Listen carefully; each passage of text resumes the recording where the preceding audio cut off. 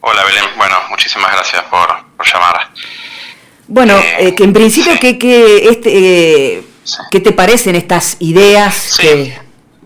sí, mira, hay como tres ideas o propuestas que presentó el candidato de la Libertad Avanza que, bueno, que van un poco de la mano una con otra y que más o menos todas tienen el mismo espíritu perjudicial, entiendo, para el país, ¿no? Que son con la idea de privatizar o cerrar el Consejo Nacional de Investigaciones Científicas y Tecnológicas, el CONICET, o otra idea que también propuso es cerrar el Ministerio de Ciencia, Tecnología e Innovación, y al mismo tiempo también un sistema de vouchers o la privatización de las universidades.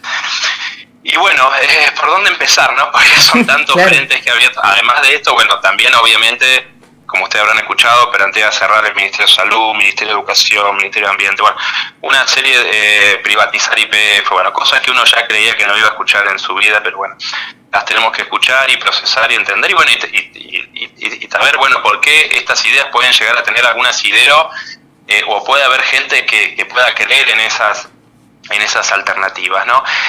Y bueno, a ver, el CONICET es una institución que existe del año 58, tiene 28.000 personas, ahí hay investigadores, becarios, que trabajan a lo largo y a lo ancho y al sur y al norte del país, desde la Antártida, digamos, hasta la Antártida.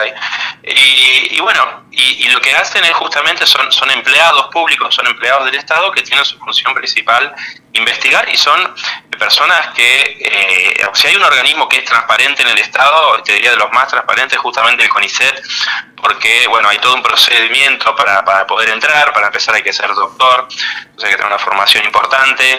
Después de que uno entra, cada 2 años tienen que presentar informes con la productividad, en términos de artículos, de formación de recursos humanos, de transferencia de servicios, de extensión, bueno, un montón de cosas, y también uno puede llegar a perder el trabajo si esos informes son negativos. Así que con respecto al cuestionamiento que ha habido a la productividad y a la transparencia de esa institución, bueno, creo que no hay ningún argumento.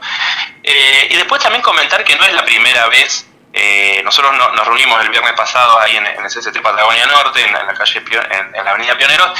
Ahí también reflexionaba que no es la primera vez que pasa esto con el CONICET, ¿no? Hay, en muchos gobiernos ha sucedido esto. Por ejemplo, el último gobierno de Cambiemos también se desfinanció un poco el CONICET, se desfinanció casi totalmente la Agencia Nacional de I+D+I, que es la que justamente da la plata a los científicos para que puedan hacer sus investigaciones, puedan desarrollar sus proyectos, comprar equipamientos, etcétera, o hacer vinculación con empresas.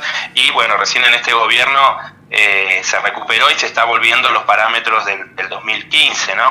Y en otro momento de la historia también, bueno, cuando se ha atacado el CONICET, los investigadores no es que se quedan sin trabajo, muchos de ellos, sino que se van del país, digamos, y se van a producir ciencia a los países desarrollados, que en dólares cobran muchísimo más que los investigadores de la Argentina a hoy, digamos, a precio de hoy. Y eso es lo que va a pasar si todo esto se avanza.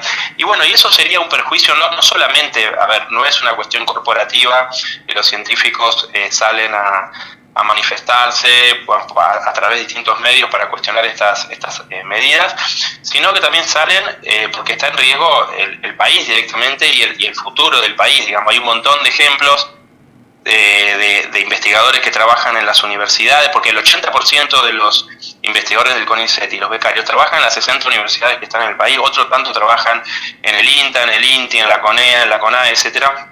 Así que bueno, esto pone en riesgo un poco todas las investigaciones que se vienen desarrollando y bueno, y en todos los sectores, ¿no? Es decir, nosotros vimos, por ejemplo, en la pandemia cómo los científicos, bueno, se pusieron a trabajar en los problemas concretos que demandaba esa situación de emergencia y fabricaron kits de diagnóstico, barbijos que se llegaron a exportar, respiradores de bajo costo. Bueno, ahora está en una de las últimas fases, una vacuna contra el COVID nacional, es decir, enteramente argentina, producida por la Universidad Nacional de San Martín, junto con un laboratorio privado, ¿no? Porque tampoco hay que poner lo privado a lo público, es decir, hay muchas investigaciones que comienzan financiadas por el Estado, ¿sí? Uh-huh. Y después, con los años, dan como resultado formar una empresa de base tecnológica integrada fundamentalmente por científicos.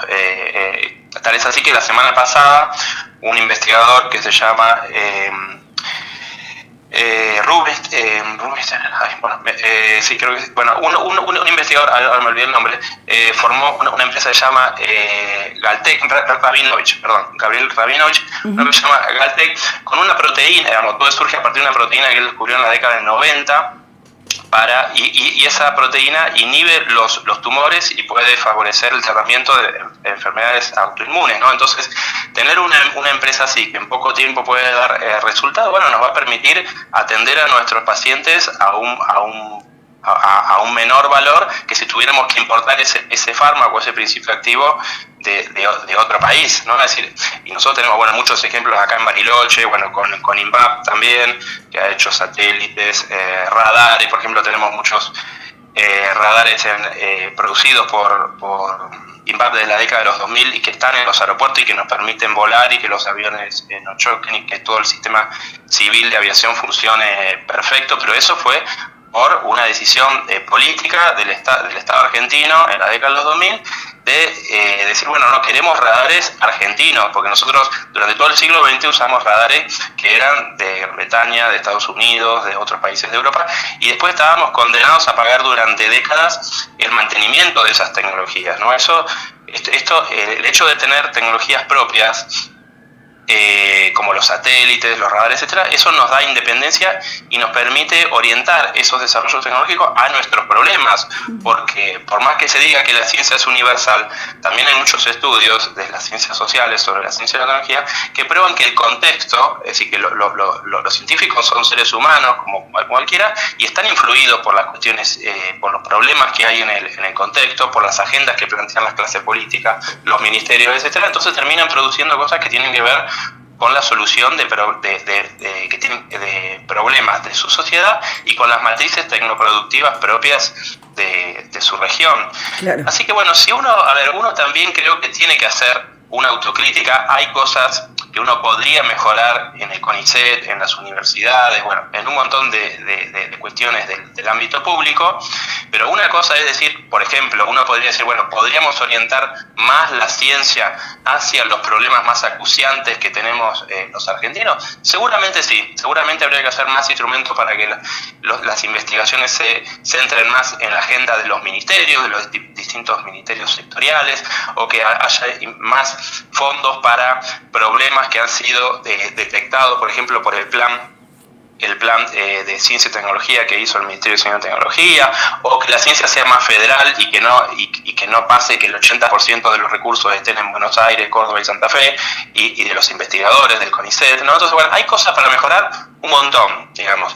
pero una cosa es coincidir con parte del diagnóstico y otra cosa es decir, no, entonces como detecté un problema o un problemita o lo que sea, esto hay que destruirlo. Eso es un camino muy tramposo, ¿no? Porque él a veces empatiza con la gente, muchos jóvenes que han votado esta alternativa de la libertad de avanzar, porque tiene alguna parte quizás de vistos de realidad o de principio de realidad, algunas cosas que plantea, y después enseguida plantea un diagnóstico terrible, y la gente, como creyó en parte del diagnóstico, después le termina creyendo en la solución, que es el horror, ¿no? Porque nosotros lo que necesitamos es mejorar la ciencia, que haya más inversión, que esté más adecuada a la agenda del país y no menos, ¿no? Porque lo que él propone es privatizar. Por ejemplo, hagamos un ejercicio de imaginación y veamos qué pasaría si el CONICET se privatizaría. Si se privatizaría, ¿qué pasaría? Muy pocas, algunas de las investigaciones que se realizan actualmente tendrían financiamiento. ¿Por qué? Porque habría empresas interesadas en ciertos desarrollos de algunos campos, ¿no? No sé, de salud, de alimentos, no sé, claro, etcétera. Y otras no. Y otras no. Es decir, ¿qué haríamos con la ciencia social? ¿Y qué haríamos con la astronomía? ¿Qué haríamos con los estudios críticos sobre el autoritarismo? Por ejemplo, yo creo que no le interesan las ciencias sociales porque saben que las ciencias sociales cuestionan a los grupos de poder, ¿no? Cuestionan por ejemplo, bueno, el problema, que tenemos muchos los argentinos, no es por hay cuestiones que tienen que ver con la clase política, que después si querés podemos hablar, pero también, digamos, el tema de la inflación también está generado por los sectores empresarios. Sin embargo, él no ataca primero a los sectores empresarios, primero va por el Estado y cree que achicando parte del Estado se va a solucionar los problemas de los argentinos, entonces tiene que mirar para otro lado, y las ciencias sociales justamente ponen el foco en estas cosas, ponen el foco en los fenómenos autoritarios, ¿no? Como los que propone este movimiento, que es profundamente autoritario. A ver, la semana pasada, una camioneta que tenía el logo del CONICET en la ciudad de La Plata, donde yo estudié, fue perseguida por una persona militante de ese partido, de La Libertad Avanza, y los persiguió y los agredió, y los persiguió varias cuadras, ¿no? Entonces, se está sembrando... violencia explícita, sí. Se está sembrando el odio, ¿no? Sí.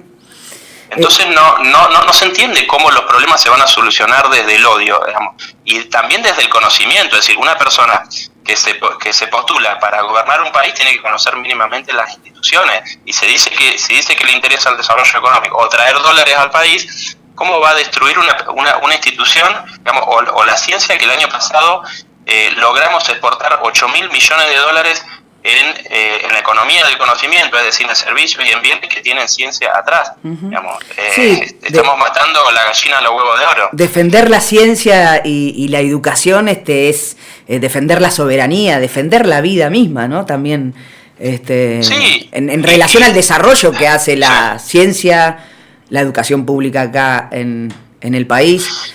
Y ni hablar de la educación, todo el sistema que está proponiendo, o de privatización de las universidades, o del sistema de voucher, que tampoco es a ver, porque lo que estamos asistiendo acá, está bien, hay muchos jóvenes que no han visto estos procesos históricos, o no han tenido la oportunidad de leerlos.